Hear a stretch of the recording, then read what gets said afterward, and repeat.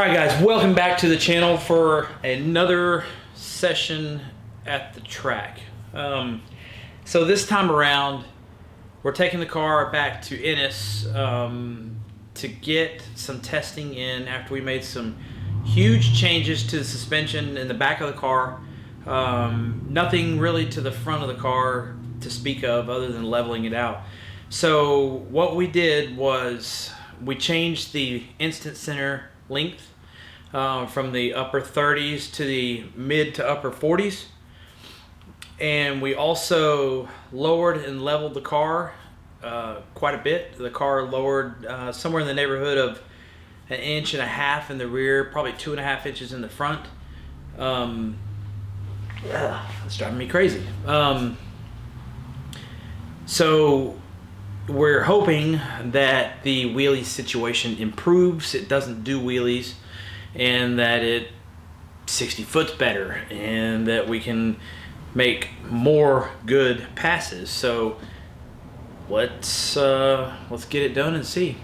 Okay, so I didn't keep any of the footage, or better yet, I didn't take any footage of the changes done to the car, because from the last week at the track, which was when we went to XRP, and it was right out of quarantine, stay at home, you know, all that kind of stuff.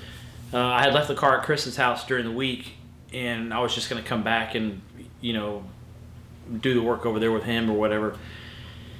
And conversations throughout the week went on, and I get over to Chris's house on Friday to to do this work to the car, and he's like, "No, it's already done. I did it." I was like, "Oh, okay, cool." So we didn't really have to do much of anything to the car when we get ready to go to the track now, or that day. Just some odds and ends, double checking and stuff, and it was spot on. He had changed the numbers around in the rear suspension to something that we had agreed on, and so now we're going up to the line to make the first pass.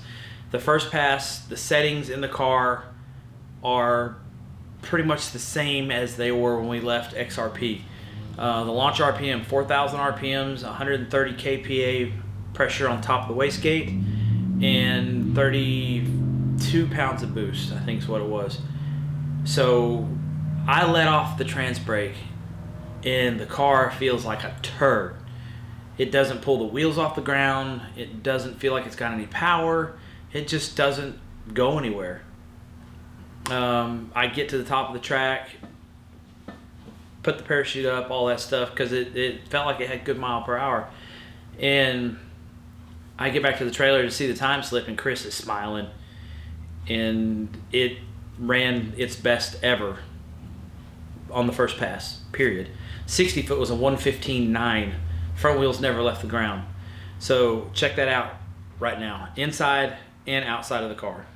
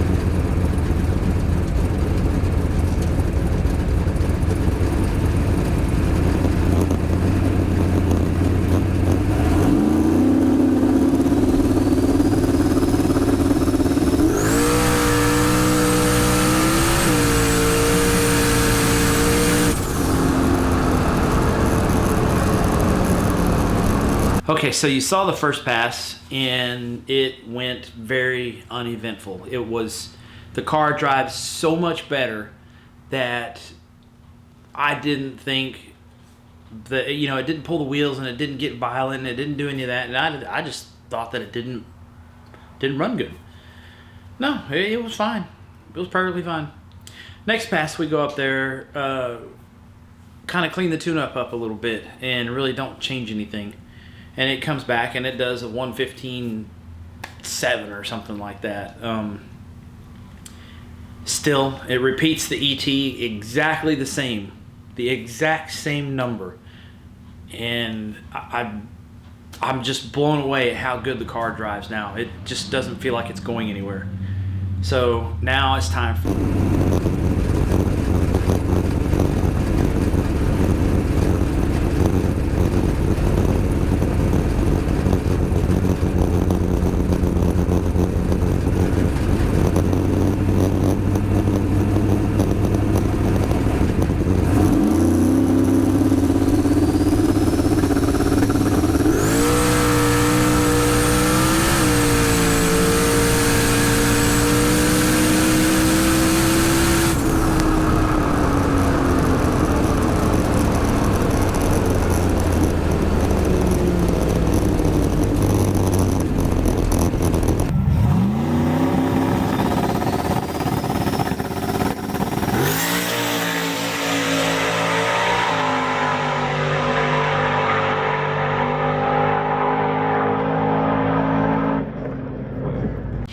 Okay, so we go up for the third pass, and this time we started turning the launch RPM up and we shortened the boost ramp.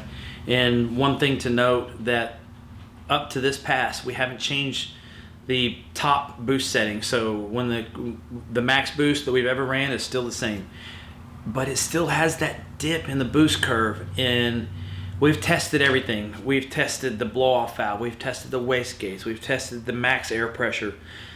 And all these things are working correctly. And it's just not fixing itself. It's not getting fixed. So we go up there to make this third pass. And it goes the best ever ET again. So, and I would absolutely share this with you guys, but there's some people in the grudge race world and in some of the classes that we run that do follow the channel. They've came to me and told me that they watch the channel, and in those two places that we run in, you can't show and you can't say your times because they are just not allowed for no time classes and no time grudge racing and so on. So anyways, check that pass out. Okay, next pass. So now we are on to something. We're on to something big. I decided, and Chris had been pushing me the whole time. I decided to turn the boost up and shorten the ramp up, and just kind of quit screwing around with it. So I added 25 kPa to the top of the wastegate during the run. The theory being is that it's going to raise the peak boost. What we think is happening is that there's just barely enough air pressure on top of the wastegate to keep it closed during the run, and in a couple of places it's not enough, so the back pressure blows the wastegate open temporarily, and then the back pressure starts to drop because the boost drops and the power drops, and then the wastegate relaxes and it closes again, and then the boost goes back up, and it repeats this 2 times through the run. Well, I'm here to tell you that adding the 25 kPa to the top of the gate made the difference. It made a big difference. It picked up 5 miles an hour through the 8th and quite a bit through the quarter. So check that pass out. Huge difference in the way the car looks. Now we're getting down in the low 115 range. I think it went 115.0 on this pass.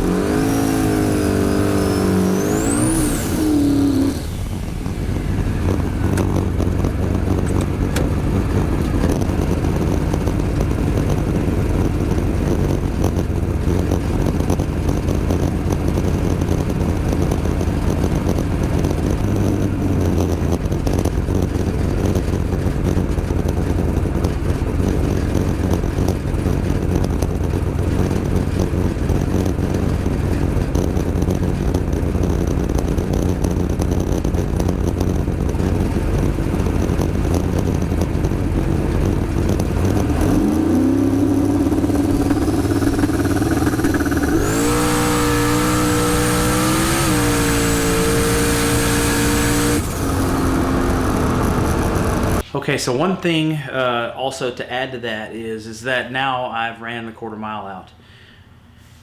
And you'll see coming up shortly that actually becomes a mistake. Car's fine. Car goes through the quarter mile.